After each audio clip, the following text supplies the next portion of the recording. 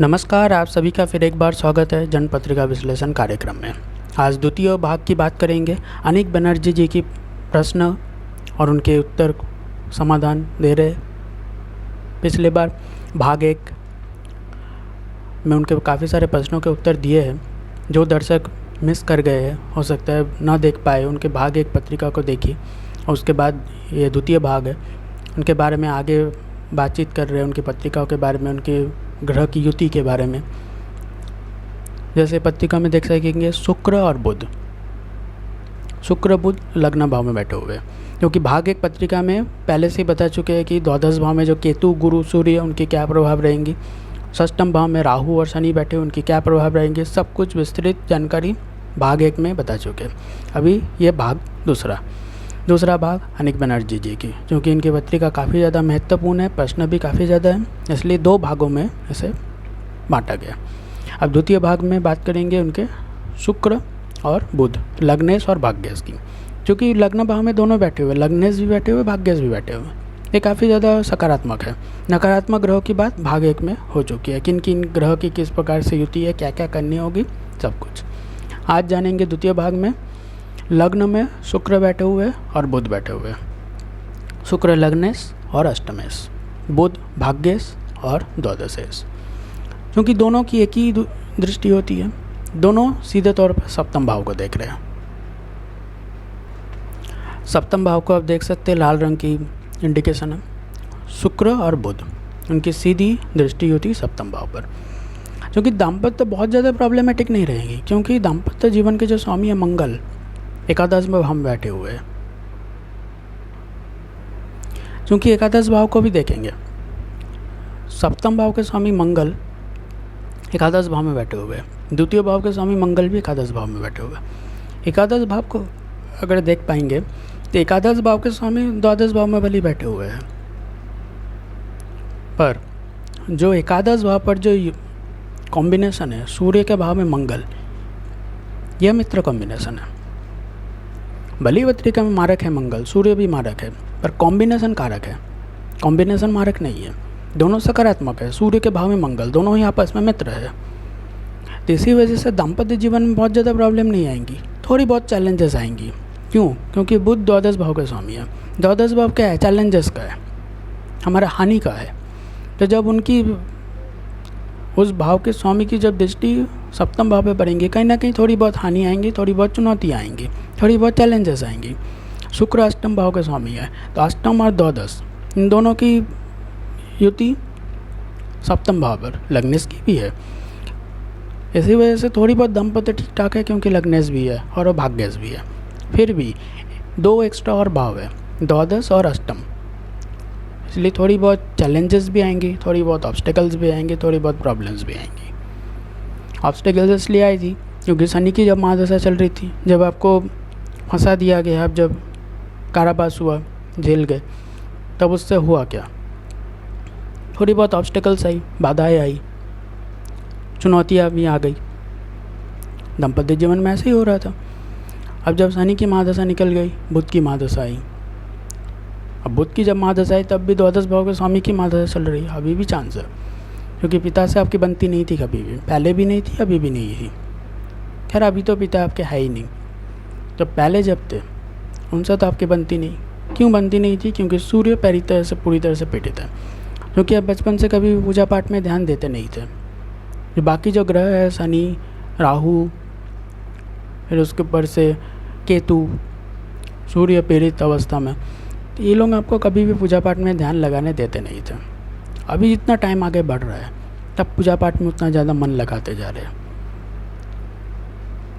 तो आपका जो पहले से जो हिसाब था पिछले जन्म का, वो शनि ने आपको पहले ये आके दे दिया। महादशा 19 साल की महादशा चली। शनि अगर गुरु है तो राहु उसके चेला है। राहु की महादशा 18 साल तक चलती है, शनि की महादशा 19 साल। मतलब गुरु की महादशा, मतलब शनि राहु के गुरु हुए, तो उनकी जो गुरु हुए, तो शनि की महादशा 19 साल तक, 1 साल ज़्यादा। तो उनके जो चेला है राहु, उनकी महादशा 1 साल कम, 18 साल तक। अब राहु का तो गुरु हुए शनि, तो केतु का गुरु कौन है? मंगल है। केतु का गुरु मंगल ही हुए। मंगल जिस प्रकार से प्रभाव देंगे केतु भी उस प्रकार से प्रभाव देंगे। केतु मंगल की बात सुन के चलेंगे, राहु शनि की बात सुन के चलते हैं, केतु मंगल की बात सुन के चलेंगे। क्योंकि केतु गुरु सूर्य बैठे हुए हैं, मंगल अच्छी पोजीशन में है, कहीं ना कहीं केतु प्रॉब्लम नहीं करेंगे। गुरु भी वहाँ बैठे हुए, सूर्य भी बैठे हुए हैं। द्वादश भाव में देखेंगे, द्वादश भाव को अगर देखेंगे तो वहाँ जो केतु गुरु और सूर्य बैठे हुए हैं, यहाँ कहीं प्रॉब्लमेटिक नहीं है। क्योंकि केतु का जो गुरु है मंगल, अच्छी पोजीशन में बैठे हुए हैं, कॉम्बिनेशन कारक है, मित्र भाव में बैठे हुए हैं। भले ही दोनों मारक है पत्रिका में, फिर कॉम्बिनेशन एकादश भाव में कारक है, इसलिए पैसों की कमी कहीं ना कहीं प्रॉब्लम हो नहीं रही है ना, वो भी प्रॉब्लम कर देता है। प्रॉब्लम यही है कि गुरु और सूर्य जो द्वादश भाव में बैठे हुए हैं, सूर्य एक तो पीड़ित अवस्था में, राहु और शनि की दृष्टि होती है उनके ऊपर। प्रॉब्लम यहीं पर है, इन्हीं दो जगह पर प्रॉब्लम है, बाकी और कहीं भी कोई प्रॉब्लम नहीं है। क्योंकि ये बात अलग है कि लग्न के जो भाव है, जैसे केंद्र भाव बोलते हैं ना, केंद्र जैसे देख पाएंगे केंद्र है 1, 4, 7 और 10, ये केंद्र हमारे इम्पोर्टेंट जीवन के फील्ड जैसे बोलते हैं, इम्पोर्टेंट जीवन की जगह, जिससे हम अपना जीवन को यहाँ इस पृथ्वी पर अच्छे से चला सकें।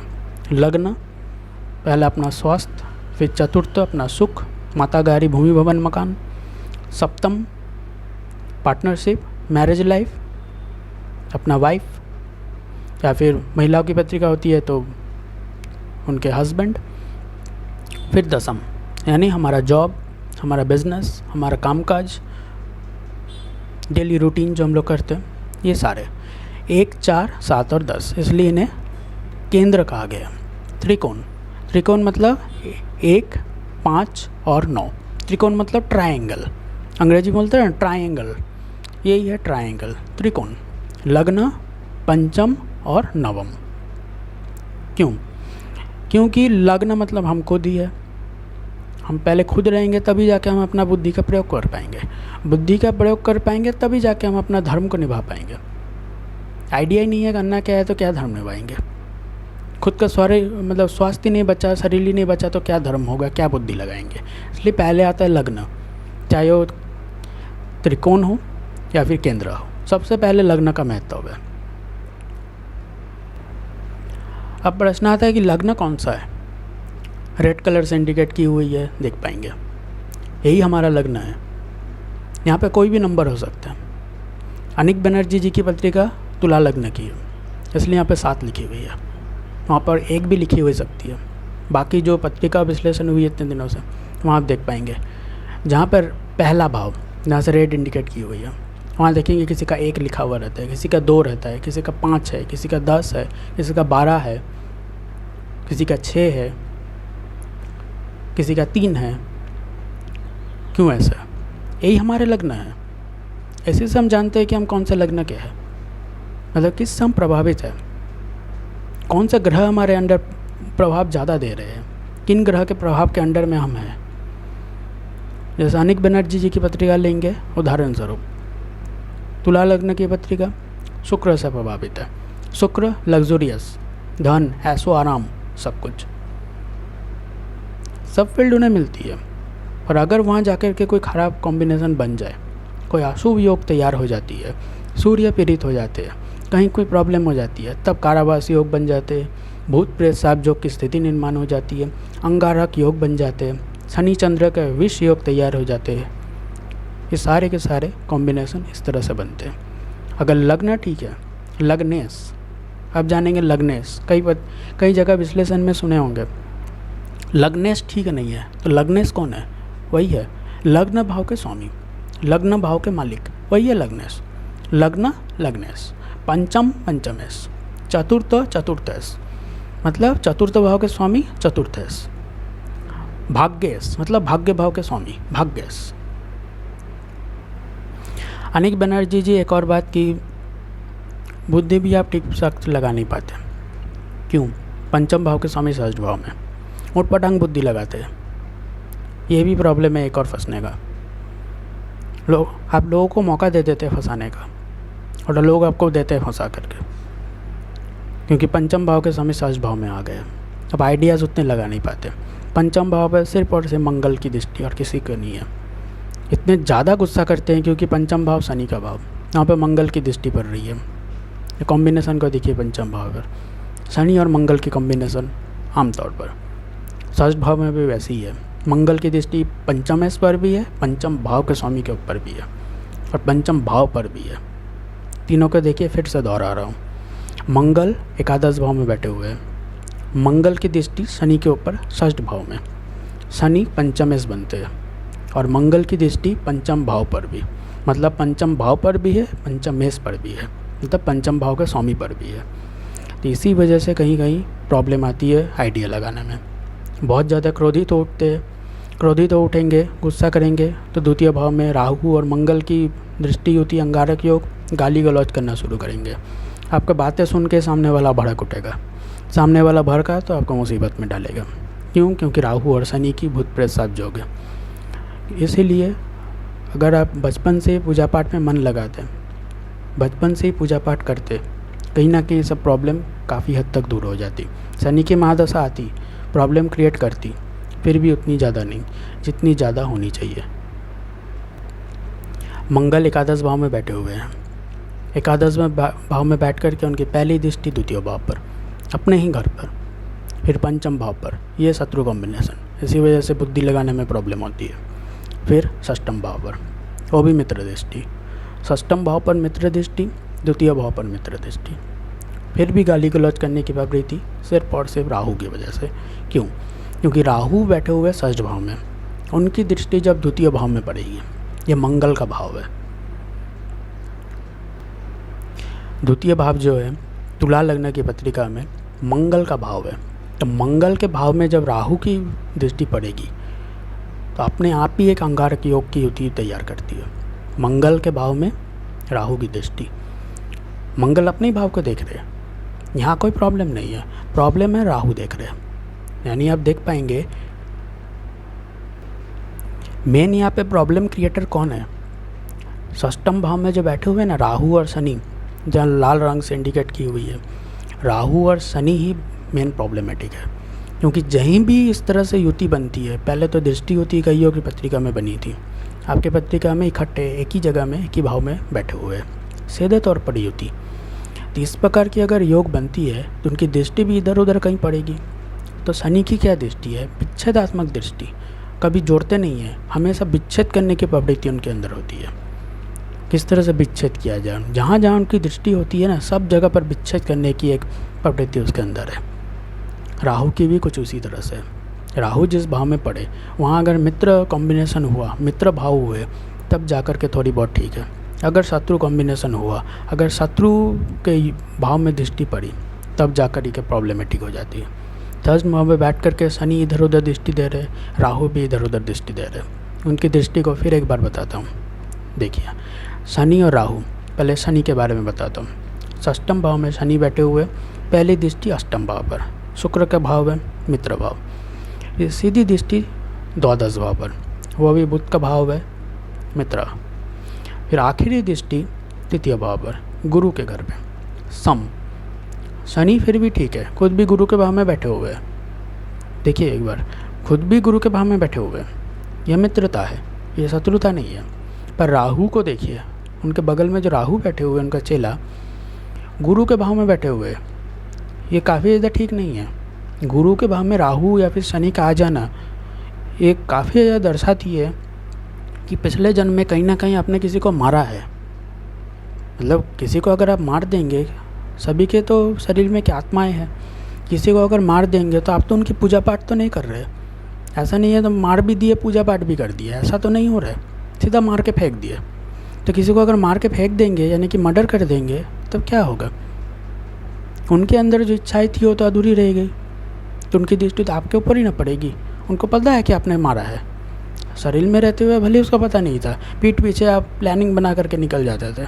वही चीज़ इस जन्म में भी हो रहा है, लोग आपके पीठ पीछे प्लानिंग बना रहे हैं, क्योंकि उनकी जो दृष्टि है, जिसको आपने मारा था, वो तो अभी भी बचे हुए हैं ना। उनकी आत्मा तो ख़त्म नहीं हो गई, शरीर ख़त्म हुई है, आत्मा अभी भी घूम रही है।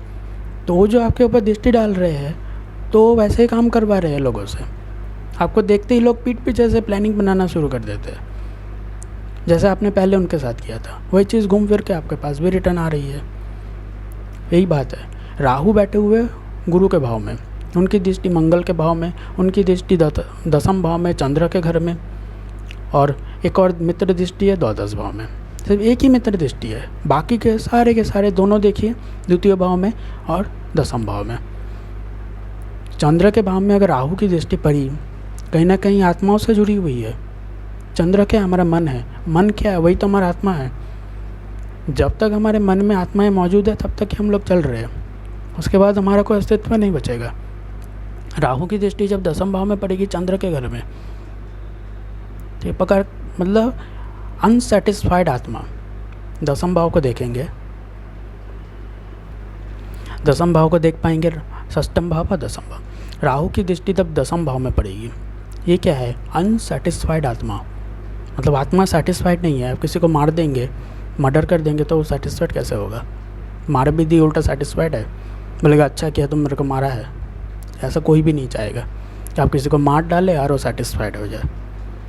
राहु की दृष्टि चंद्र के घर में जो दृष्टि हो रही है, ये जो कॉम्बिनेशन है, ये काफ़ी है बताने के लिए। एक तो राहु गुरु के भाव में बैठे हुए हैं, उनकी दृष्टि मंगल के ऊपर भी है, मंगल के भाव के ऊपर, और एक और दृष्टि चंद्र के ऊपर। ये जो राहु की दृष्टियाँ हैं ना, सारे के सारे बता रही है कहीं ना कहीं पिछले जन्म से कैरी फॉरवर्ड भूत प्रेत साहब जो पिछले कई पत्रिका विश्लेषणों में बताया है, ये भी वही एक ही जैसा है। वहाँ दृष्टि होती है, या अगल बगल दो बैठे हुए हैं। अब एक ही रास्ता बचता है कि पूजा पाठ का रास्ता। बिना पूजा पाठ के रास्ता संभव नहीं है। जब तक पूजा पाठ नहीं करेंगे, क्योंकि आपको पता नहीं है आपने किसको मारा है, कौन है वो लोग, उनका नाम क्या है, कुछ पता नहीं है जो आप उनका निवारण कर पाएंगे। कौन है वो लोग, क्या है, पहले था, आपको अभी कुछ भी याद नहीं है। इसलिए बिना पूजा पाठ किए कोई रास्ता नहीं बचेगा। पूजा पाठ आपको हमेशा करते रहना पड़ेगा, ऑस्पिशियस नो बराबर देना पड़ेगा, क्योंकि राहु और शनि के ऊपर गुरु की भी दृष्टि है, यह भी नहीं भूलना चाहिए।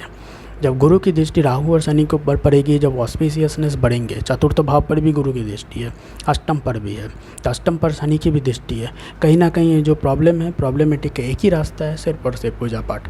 बिना पूजा पाठ के कोई रास्ता इसका नहीं निकलेगा, क्योंकि आप पिछले जन्म में किसको प्रॉब्लम किए थे, क्या किए थे, आपको कुछ भी याद नहीं होगा। पॉसिबल भी नहीं है, अगले जन्म का बहुत कम ही लोगों को याद होती है। इसी वजह से पूजा पाठ ही एकमात्र रास्ता है। कोई भी पूजा पाठ आप कीजिए, कुछ भी कीजिए, फिर भी पूजा पाठ आपको करते रहना होगा, सिर्फ और सिर्फ पूजा पाठ। इससे ज़्यादा और कोई रास्ता नहीं है। यहाँ पे कोई भी अंगूठी आप धारण नहीं कर पाएंगे, कोई भी किसी प्रकार की जेमस्टोन्स, कोई भी रत्न आपको धारण नहीं करना होगा। अभी आशा है कि अनिक बनर्जी जी को अपने प्रश्नों के उत्तर मिल गए होंगे। जो दर्शक पुराने हैं, जो नए हैं, उनके लिए भी इस प्रकार के युति बाकी ग्रहों से लोगों की ही पत्रिका में किस प्रकार से बनते हैं उन्हें आइडिया हो गया होगा। अभी जब आगे स्पेशल डॉक्यूमेंट्री आएंगी तब उन्हें कहीं कोई विशेष कोई दिक्कत नहीं होगी समझने में कि एग्जैक्टली ये है क्या, क्योंकि डॉक्यूमेंट्री में एक या दो ग्रह की कॉम्बिनेशन होगी, उनकी दृष्टि इधर उधर कहीं पड़ेगी, उनका विश्लेषण होगा। तो कहीं ना कहीं ये सब पत्रिका विश्लेषण में भाग लेने के बाद आशा है कि उन्हें कहीं कोई इस प्रकार की कोई आगे दिक्कत नहीं होगी जानने में, समझने में।